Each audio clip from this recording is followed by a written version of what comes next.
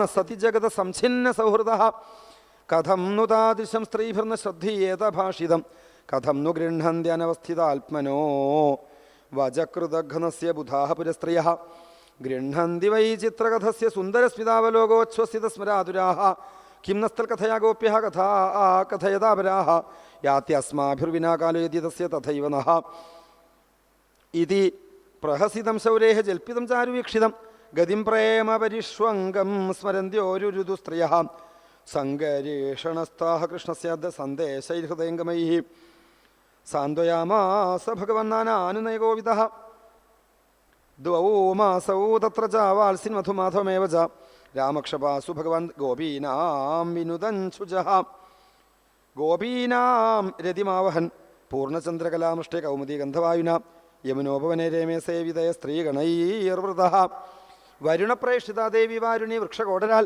പതന്തി തദ്വനം സർവം സ്വഗന്ധേനാധ്യവാസയൽ തം ഗന്ധം മധുധാരായ വായിനോഭൃതംബല ആഘ്രായോപഗതസ്തത്ര ലലനാഭിസമംബഭൗ ഉപഗീയമാനചരിതോ വനിതാഭിരഹലായുധഃ വനേഷു വ്യജരൽ ക്ഷീപോ മദവിഹ്വലലോചനഃ സ്രഗ്വിവേകകുണ്ടലോ മത്വ വൈജയന്ത്യാജമാലയ ബിഭ്രൽ സ്മിതമുഖാംഭോജം സ്വേദപ്രാലേയഭൂഷിതം സാജുഹാവയവനം ജലക്രീഡാർത്ഥം ഈശ്വരഃ നിജം വാക്യമനാദൃത്യമത്തൈത്യാപകാംബലഃ അനാഗസംഹലാഗ്രീണ കുപിതോ വിജഗരിഷഃ പാപേ ത്വം മാമവജ്ഞായ എന്നായാസിമയാഹുതാ നേഷ്യേ ത്വം ലാംഗലാഗ്രീണ ശതഥാ കാമചാരിണി ഏവം നിർഭൽസ്ഥിതാഭീതാ യമുനാ യദുനന്ദനം ഉവാച ചകിതാവാചം പതിതപാദയോർനൃപ രാമ രാമ മഹാബാഹോ ന ജാനേ തവ വിക്രമം യസ്യൈകാംശേന വിധൃതാ ജഗതി ജഗതപദേ പരംഭാവം ഭഗവതോ ഭഗവന്മാം അജാനതീം മോക്തുമരിഹസി വിശ്വാത്മൻ പ്രപന്നാം ഭക്തവത്സല തതോ വ്യമുഞ്ചൽ യമുനാം യാചിതോ ഭഗവാൻ ബല ബിജഗാഹജലം സ്ത്രീഭികരേണുഭിരിവേഭരാട്ട് കാമം വിഹൃത്യ സലിലാതുത്തീർണായ സിതാംബരെ ഭൂഷണാനി മഹാരിഹാണി ദദോ കാന്തി ശുഭാം സ്രജം വസിത്വവാസസി നീലേ മാലാമുച്ചകാഞ്ചനി രേജേ സ്വലങ്കൃതോ ലിപ്തോ മഹേന്ദ്രയുവാരിണ അദ്യാപി ദൃശ്യതേ രാജനി യമുന ആകൃഷ്ടവർത്തമന ബലസ്യാനന്ദവീര്യസ്യ വീര്യം സൂചയതീവഹി ഏവം സർവാനിശായാതയേകേവ രമതോ വ്രജേ രാമസ്യാക്ഷിപദചിത്തസ്യ മാധുര്യൈർവ്രജയോഷിതാം ഇതി ശ്രീമദ്ഭാഗവതേ മഹാപുരാണേ പാരമഹംസ്യാം സംഹിതായാം ദശമസ്കന്ധേ ഉത്തരാർദ്ധേ പഞ്ചഷഷ്ടിതമോധ്യായ ശ്രീശുക ഉവാച നന്ദവ്രജം ഗതേ രാമേ കരൂഷാധിപതിർനൃപ വാസുദേവോഹമിത്യജ്ഞോ ദൂതം കൃഷ്ണായ പ്രാഹിണോൽ ത്വം വാസുദേവോ ഭഗവാൻ അവതീർണോ ജഗൽപതി ഇതി പ്രസ്തോഭിതോ ബാലൈർമേനാത്മാനമച്യുതം ദൂതം ച പ്രാഹിണോന്മന്ദഃ കൃഷ്ണായ വ്യക്തവർത്മനെ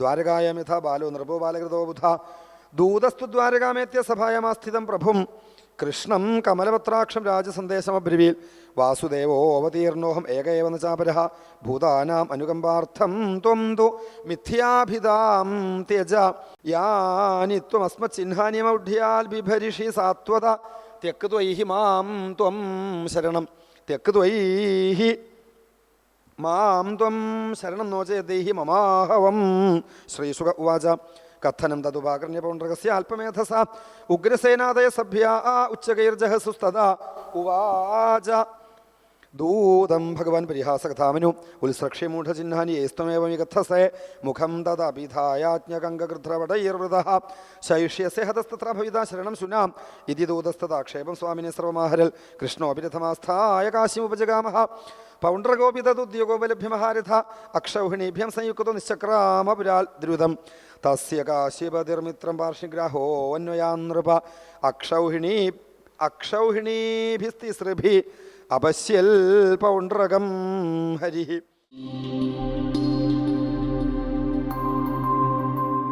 വസുദേവരെ ഈ നാരദ മഹർഷി കണ്ടു. മഹർഷി ചോദിച്ചു, ഈ മനഃശുദ്ധിക്ക് എന്താ ചെയ്യേണ്ടത്? അവർ മനഃശുദ്ധിക്ക് അങ്ങേക്ക് വല്ലതും ചെയ്യേണ്ട കാര്യമുണ്ടോ? ശരിക്കും സാക്ഷാൽ സച്ചിദാനന്ദ പരബ്രഹ്മം പരമാത്മാ അങ്ങയുടെ മകനായിട്ട് പറഞ്ഞിരിക്കുക, കൃഷ്ണനായിട്ട്. ഈ കൃഷ്ണനെ മനുഷ്യനായിട്ട് അങ്ങ് കാണാണ്ടിരുന്നാൽ മതി പറഞ്ഞു. മനസ്സിലായോ എന്തുകൊണ്ടാണ് ഈ ചോദ്യം വന്നത്? കൃഷ്ണം മത്വ അർഭകം എന്നെ പൃച്ഛതി ശ്രേയ ആത്മനഃ. സാക്ഷാൽ സച്ചിദാനന്ദമൂർത്തിയായ സർവേശ്വരനാണ് ഈ കൃഷ്ണൻ. ഈ കൃഷ്ണനെ ദ്വേഷിച്ചവരും ഭയപ്പെട്ടവരും കാമിച്ചവരും പോലും മുക്തരായില്ലേ? അങ്ങനെയുള്ള ആ കൃഷ്ണനെ സ്നേഹിച്ചാൽ നിങ്ങൾ മുക്തരാവില്ലേ? ആ കൃഷ്ണനെ നിങ്ങൾ മനുഷ്യബുദ്ധിയാ കാണുന്നു, കൃഷ്ണനെ മനുഷ്യബുദ്ധിയാ കാണാതിരിക്കൂ കേട്ടോ. എപ്പോഴും അങ്ങനെ സംഭവിക്കും അത്ര ആൾക്കാർക്ക്. സന്നികർഷോഹി മർത്യാനാം അനാദരണ കാരണം നാം. ഏതൊരു വസ്തുവിനോടും കൂടുതൽ നമുക്ക് അധികം ഇടപഴകുമ്പോൾ, പരിചയം ഉണ്ടാകുമ്പോൾ അതിൻ്റെ മഹത്വം നമ്മൾ മറന്നുപോകും. അതിപരിചയാതവജ്ഞ എന്ന് പറയാം. അത്ര മഹാത്മാവായാലും ശരി, ഈശ്വരവതാരായാൽ പോലും ശരി, അങ്ങനെ സംഭവിച്ചു. കൃഷ്ണൻ ഏറ്റവും കൂടുതൽ പ്രിയപ്പെട്ട സുഹൃത്തായിരുന്നു അർജുനൻ. ഏറ്റവും കൂടുതൽ ഇടപഴകിയപ്പോഴോ കൃഷ്ണനെ തന്നെ ഒരാളായി കണ്ടു. ടേക്കിംഗ് ഫോർ ഗ്രാൻറ്റഡ് എന്ന് പറയും. മനസ്സിലായോ? മഹിമ വിസ്മരിച്ചു പോയി. ഇതാണിപ്പോൾ വസുദേവാദികൾക്കും സംഭവിച്ചത്. സാക്ഷാൽ സച്ചിദാനന്ദ പരബ്രഹ്മൻ നിങ്ങളുടെ ഗൃഹത്തിൽ പുത്രനായിട്ട് ലീല ചെയ്യുന്ന സമയത്ത് ആ കൃഷ്ണനെ സ്നേഹിക്കുന്നവർക്ക് പിന്നെ ശുദ്ധിക്കോ മുക്തിക്കോ വേറെ വല്ലതും ചെയ്യേണ്ട ആവശ്യമുണ്ടോ? ഇല്ല. പക്ഷേ ഇങ്ങനെയാണ് ലോകത്തിൻ്റെ പൊതുവേ ഒരു മനഃശാസ്ത്രം. എന്താ? അടുത്ത് ഇരിക്കുമ്പോൾ, വസ്തുവായാലും ശരി, ഏതെങ്കിലും തീർത്ഥായാലും ശരി, ക്ഷേത്രമായാലും ശരി, അതിൻ്റെ അടുത്ത് കൂടുതൽ പരിചയപ്പെടുമ്പോൾ അതിൻ്റെ മഹത്വം മറന്നുപോകും. സന്നികർഷോഹി മർത്യാനാം അനാദരണ കാരണം. ആ കൂടുതൽ ആ അടുപ്പം അതിനെ അനാദരിക്കാനും അതിൻ്റെ മഹിമ മറക്കാനും ഇടയെത്തരും. എന്താ ഉദാഹരണം? ഗംഗം ഹിത്വ യഥാന്യംഭ തത്രത്തോ യാതിശുദ്ധയെ. നമ്മളിങ്ങറ്റത്ത് കേരളത്തിലുള്ളവർ ഗംഗയിലൊന്ന് കുളിച്ചാൽ പരമപുണ്യായി എന്ന് പറഞ്ഞിട്ട് ഇവിടുന്ന് 2 ദിവസം യാത്ര ചെയ്ത് ഡൽഹിയിൽ പോയി പിന്നെ അവിടുന്ന് ഹരിദ്വാർ പോയിട്ട് ഗംഗയിലൊന്ന് സ്നാനം ചെയ്താൽ എന്തൊരു സംതൃപ്തിയാലേ. എന്നാൽ ഗംഗാതീരത്തുള്ള ആൾക്കാർക്ക് ആ ഗംഗയോട് വിശ്വാസമുണ്ടോ? എല്ലാവർക്കും ഇല്ല അത്രേ. ഗംഗാതീരത്തുള്ളവർക്ക് തീർത്ഥാടനമെങ്കിൽ രാമേശ്വരത്തേക്കാണ് വരണവർ. മനസ്സിലായോ? രാമേശ്വരത്തുള്ളവർ അങ്ങോട്ട് ഗംഗയ്ക്ക് പോകണു. തൊട്ടടുത്തുള്ള തീർത്ഥത്തിൽ വിശ്വാസമില്ല. അങ്ങനല്ലേ? തൊട്ടടുത്തുള്ളൊരു അമ്പലം ഉണ്ടെങ്കിൽ അതിൽ വിശ്വാസമില്ല. പണം ചിലവ് ദൂരെ തിരുപ്പതി പോയാലേ വിശ്വാസമുള്ളൂ. ആൾക്കാർക്ക് അങ്ങനെയല്ലേ? അതേ കൃഷ്ണനാണ് ഇവിടെ ഇരിക്കണ ഭഗവാൻ വിഷ്ണു. അത് വ്യത്യാസമില്ല. ശരിയല്ലേ?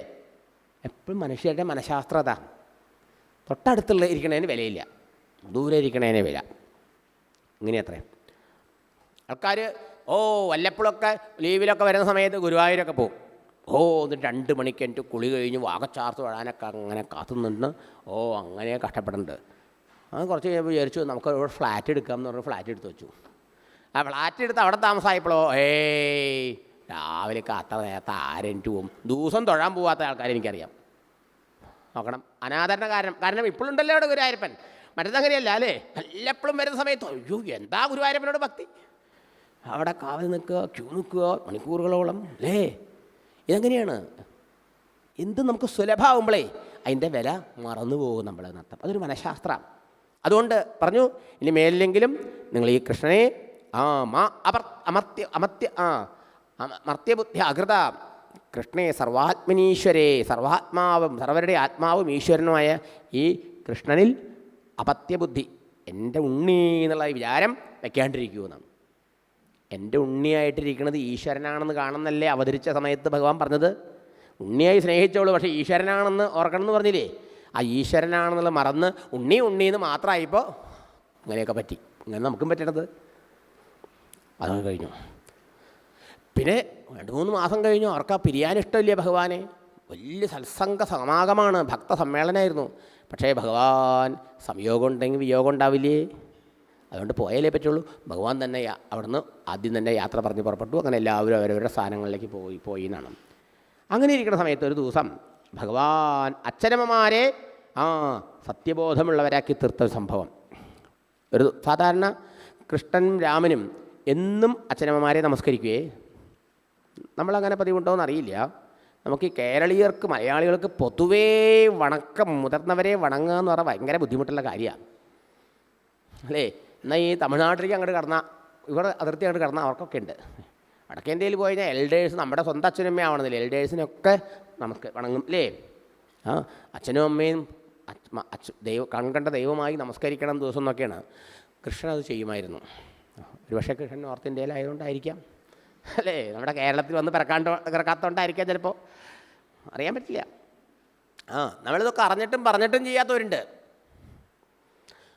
കൃഷ്ണൻ 125 വയസ്സ് വരെ ഈ ശരീരത്തെ, നമ്മളെ മാതിരി ഈ ശരീരത്തോടുകൂടി ഇരുന്നു. അന്നും കൃഷ്ണൻ ഈ ദേഹം ഉപേക്ഷിക്കുന്ന അന്നും കൂടിയും അച്ഛനും അമ്മയും നമസ്കരിച്ചു അത്രേ. ഒന്നാലോചിച്ച് നോക്കുക. കൃഷ്ണൻ ദേഹം വിട്ടതിന് ശേഷം വസുദേവനും ദേവകിയും കൃഷ്ണൻ ധ്യാനിച്ച് ദേഹം ഉപേക്ഷിച്ചത്. അപ്പോൾ 125 വയസ്സിൽ കൃഷ്ണന് അമ്മയച്ഛനെ നമസ്കരിക്കാമെങ്കിൽ നമുക്കൊക്കെ നമസ്കരിച്ചൂടെ അല്ലേ? അന്ന് പതിവ് പോലെ 2 പേര് അച്ഛനെ പോയി നമസ്കരിക്കുക അമ്മയും. അപ്പോൾ വേഗം നമസ്കരിച്ചുകൊണ്ട് വസുദേവർ പറയാ, കൃഷ്ണ രാമ, അവിടുത്തെ മായ കൊണ്ട് ഞാനതൊക്കെ മറന്നു പോവുക. അവതാര സമയത്ത് ആ ജയിൽ മുറിയിൽ വിഷ്ണു ദർശനം തന്നത് അവിടുന്ന്. പിന്നെ എത്രയോ പ്രാവശ്യം നാരദനും മറ്റുള്ള മഹർഷിമാരൊക്കെ അവിടുത്തെ മഹിമ പറഞ്ഞു. പക്ഷെ എങ്കിലും കൃഷ്ണ നിൻ്റെ മായ കൊണ്ട് ഞങ്ങളൊക്കെ അത് മറക്കണു. ആ പുത്രബുദ്ധി വരണു, മനുഷ്യബുദ്ധി വരണു. എൻ്റെ ഉണ്ണിയും തോന്നിപ്പോവാം. നിങ്ങളാരാണ്? നിങ്ങൾ 2 പേരും മനുഷ്യരല്ല. മനുഷ്യരൂപം മംഗളത്തിന് വേണ്ടി, ലോകാനുഗ്രഹത്തിന് വേണ്ടി മനുഷ്യരൂപം സ്വീകരിച്ച സാക്ഷാൽ സർവേശ്വരനാണെന്ന് ഞാൻ അറിയുന്നു എന്ന് പറഞ്ഞു. ഉടനെ ഭഗവാൻ അച്ഛനോട് പറയാ, നോക്കൂ അച്ഛാ, ഞങ്ങളെ ഈശ്വരനായി കാണുന്നത് നല്ലതാണ്. പക്ഷെ ഞങ്ങളെ മാത്രം ഈശ്വരനായി കണ്ടാൽ അത് പൂർണ്ണമായിട്ടില്ല. അറിവ് ജ്ഞാനം പൂർണ്ണമാവുന്നപ്പോഴാണ് ഈശ്വരനല്ലാണ്ട് ഇവിടെ ഒന്നുമില്ല, എല്ലാം ഈശ്വരനാണെന്നറിയുമ്പോഴാണ്. അഹം യൂയം, ഞാനും നിങ്ങളും, അസൗ ആര്യ, ഈ ഏട്ടനും, ഇമേജദ്വാര ഗൗകസഹ, ഈ ദ്വാരകയിലുള്ളവരും, വിമൃശ്യ സചരാചരം, ഈ ചരവും അചരവുമായി ഇവിടെ എന്തെല്ലാമുണ്ടോ അതെല്ലാം സർവേപ്യേവം യതുശ്രേഷ്ഠ വിമിഷ്യ, വിചാരം ചെയ്തു നോക്കിയാൽ, ആലോചിച്ച് നോക്കിയാൽ ആത്മാഹേക സ്വയം ജ്യോതി, ഏകനായ പരമ്പൊരുളാണ്, പരമാത്മാവാണ്, ഭഗവാനാണ്. അപ്പോഴേ ജ്ഞാനം പൂർണ്ണമാവുന്നുള്ളൂ. ഞാൻ ഈശ്വരനാണ്, ഇയാൾ ഈശ്വരനാണ്. ഒരാളിൽ ഈശ്വരനെ കണ്ട് തുടങ്ങണം തുടക്കം. പക്ഷേ ഈശ്വരനല്ലാണ്ട് ഇവിടെ ഒന്നുമില്ല, എല്ലാം ഈശ്വരൻ എന്നറിയാതെ അല്ലലൊടുക്കാൻ വഴിയില്ല എന്ന്. എല്ലാം ഈശ്വരനാണെന്നുള്ളതാണല്ലോ സത്യം. അപ്പോൾ ഈശ്വര ദർശനം എന്ന് പറഞ്ഞാൽ എന്താ?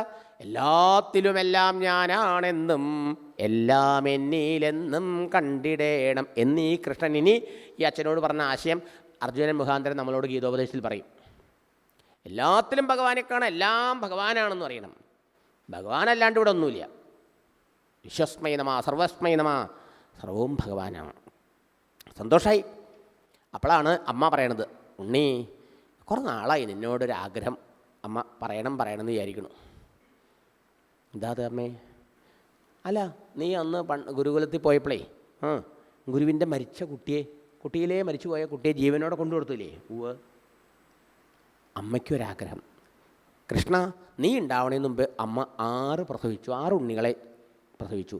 ആ 6 ഉണ്ണികളെ നിൻ്റെ അമ്മാവൻ കംസൻ കൊന്നു. അപ്പം തന്നെ ആ കുട്ടികൾക്ക് നല്ലോണം മുല കൊടുത്ത് പാല് കൂട്ടി ലാളിച്ച് മതിയായില്ല എനിക്ക്. അവരൊന്ന് കാണണം എന്നൊരു മോഹം. എന്താ വിഷമം? ഭഗവാൻ വിചാരിച്ച വലുത് അസാധ്യമുണ്ടോ? ഉടനെ പുറപ്പെട്ടു രാമകൃഷ്ണന്മാർ. എവിടെ? സുതല ലോകത്തിലെത്തിയത്രേ. അവിടെ ചെന്നപ്പോൾ മഹാബലിയെ ശുശ്രൂഷിക്കുന്ന തൻ്റെ തന്നെ അവതാരമായ വാമനമൂർത്തിയെ കൂടി ഭഗവാനെ സൽക്കാരം ചെയ്തു. ഭക്തിയോടുകൂടി എന്താ കാര്യം ചോദിച്ചു. ഭഗവാനെ നമസ്കരിച്ചു, സേവിച്ചു, പൂജിച്ചു. എന്താ? ആ അമ്മയുടെ മക്കൾ ഇപ്പം അവിടെ സുതല ലോകത്തിൽ മഹാബലിയുടെ മക്കളാത്രേ. അവർ മുമ്പ് ഹിരണ്യാക്ഷൻ്റെ മക്കളായി പിറന്നു. അവർക്ക് ശാപം കൊണ്ടായതുകൊണ്ടാണ്. അതിന് മുമ്പ് മരീചിയുടെ മക്കളായിരുന്നു. ബ്രഹ്മാവ് ശപിച്ചു. അതുകൊണ്ടാണ് ഇങ്ങനെയൊക്കെ വേണ്ടി വന്നത്. ആ കുട്ടികളെ മേടിച്ചു കൊണ്ടുവന്നു. എന്നിട്ടോ അങ്ങനെ കൊണ്ടായ അമ്മയ്ക്ക് വിശ്വാസമാകും, ഇത് അമ്മയുടെ കുട്ടികളല്ല എന്ന് പറയില്ലേ? അവരെയൊക്കെ അമ്മയുടെ കുട്ടികൾ മരിക്കുമ്പോൾ കുഞ്ഞു വാവകളായിരുന്നു. അതേമാതിരി ആക്കി അമ്മയ്ക്ക് കൊണ്ടുകൊടുത്തു. ആ അമ്മയ്ക്ക് ഓരോരോ കുട്ടികളെ എടുത്തി മുലപ്പാൽ കൂട്ടി ലാളിച്ചു. കൃതാർത്ഥത വന്നു. പിന്നെ ഭഗവാൻ അവരൊക്കെ മുക്തരാക്കി തീർക്കുകയും ചെയ്തു എന്നാണ് കഥ.